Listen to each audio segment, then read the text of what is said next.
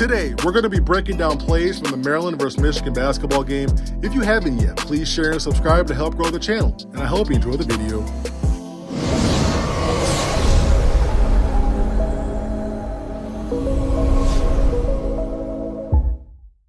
Maryland was just coming off of a top 10 road win at Wisconsin, and this was Michigan's second game in about 18 days. One team riding a high, and the other not coming off much of a rhythm. Several possessions stood out, both good and bad, but mainly for educational purposes. In my opinion, one of the easier three-point shots is the walk-in trail three.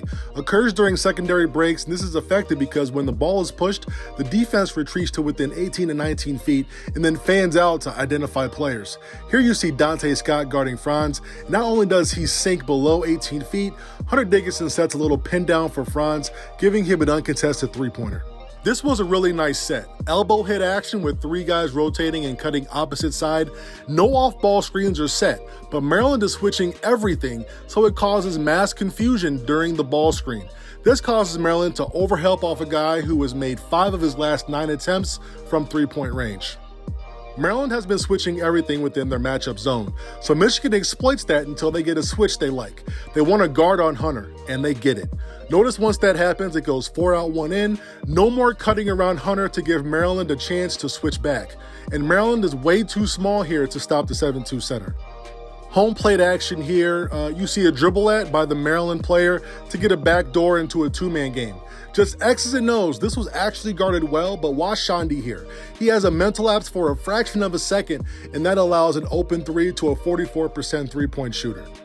Juwan once again just keeping it simple. An extended horn set up top just to get a guard to switch on to Hunter. Then they go 4 out, 1 in, trying to get him the ball. Well designed because during the drive, Maryland's 2 tallest players are up top at the free throw line. So even if he misses the layup, Hunter still has little guards around him and a major mismatch to get the offensive rebound. This is why it's so important for action to move and rotate opposite of the initial action.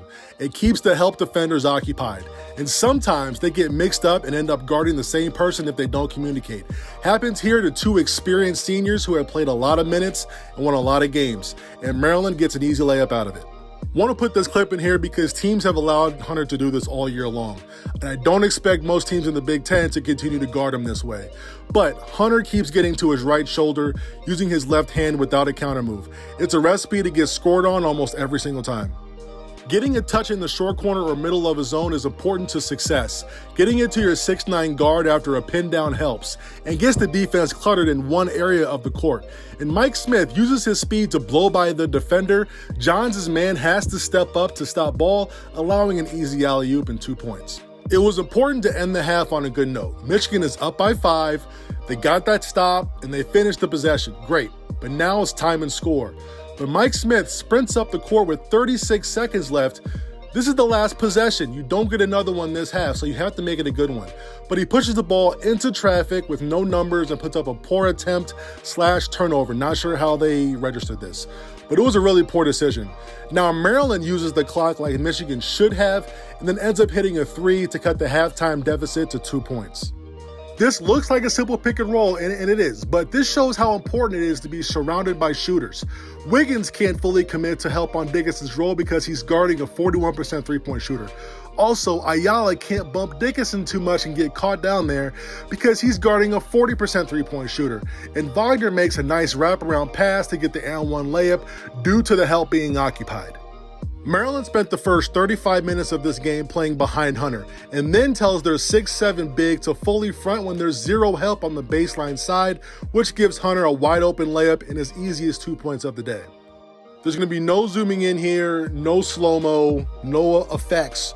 Just watch the passing. After Brooks takes his 3 dribbles, the ball does not hit the ground again, and Michigan still finds a wide open 3-point shooter in the corner.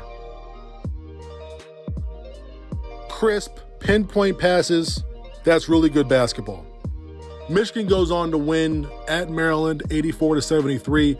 I still have some individual breakdowns coming up, but always open to requests for certain games, players, and all that fun stuff.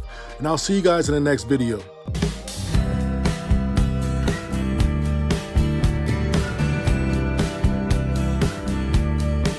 Dan Dockage can't guard me.